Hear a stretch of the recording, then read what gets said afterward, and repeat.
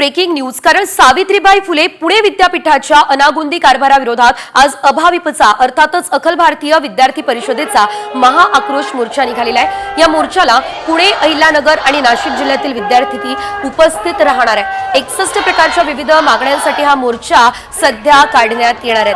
त्यातील काही मागण्या आणि या पुनर्मूल्यांकनाचे बदललेले निकष तात्काळ रद्द करावे आणि पूर्वीच्या पद्धतीने पुनर्मूल्यांकन करण्यात यावं, या मागण्या या विद्यार्थ्यांच्या आहेत। महाराष्ट्र शासन निर्णयानुसार मुलींना 100% मोफत शिक्षण देण्याच्या योजनेची अंमलबजावणी न करणाऱ्या महाविद्यालयांवर कारवाई करावी, असं सुद्धा या विद्यार्थ्यांचं म्हणणं आहे। असं सध्या तरी आपल्याला बघायला मिळतंय। एकंदरीत नुकत्याच लागलेल्या सत्र परीक्षेचे चुकीचे निकाल दुरुस्त करावे, त्वरित सुधारित निकाल लावावे, उत्तर पत्रिकेचे छायांकित प्रत 100 रुपये प्रतिविषय करण्यात यावी, यासाठी खरं तर हा मोर्चा निघालेला आहे।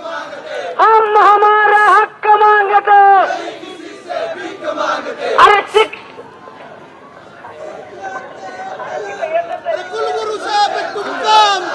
या क्षणाची पुण्यातली आपण लाईव्ह दृश्य पाहतोय। अखिल भारतीय विद्यार्थी परिषदेने हा महाआक्रोश मोर्चा जो आहे तो आता काढलेला आहे। मोठ्या संख्येने तरुणाई खरं तर या मोर्चामध्ये उतरली असल्याचं पाहायला मिळते। पुणे विद्यापीठाविरोधात हा महामोर्चा निघालेला असल्याचं आपण पाहतो।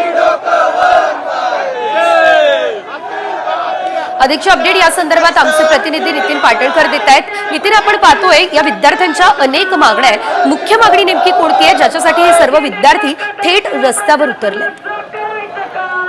निश्चितपणे अखिल भारतीय विद्यार्थी परिषदेचं हे आंदोलन आहे आणि पुणे, नगर आणि नाशिक या 3 जिल्ह्यातील या विद्यार्थी संघटनेचे विद्यार्थी या आंदोलनात सहभागी झालेले आहेत। पुणे विद्यापीठाचं जे कार्यक्षेत्र आहे या 3 जिल्ह्यांमध्ये आहे। 3 जिल्ह्यातले विद्यार्थी या आंदोलनात सहभागी झालेले आहेत।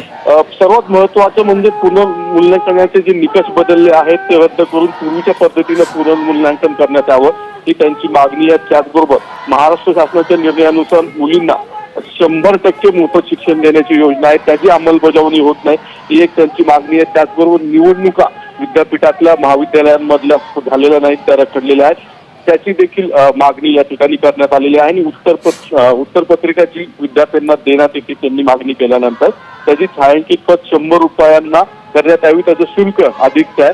असं एकूण 60 ते 65 प्रकारच्या मागण्या या विद्यार्थ्यांच्या आहे आणि त्यांचं म्हणणं आहे की खूप अनेक दिवसांपासून, अनेक महिन्यांपासून या प्रलंबित आहेत।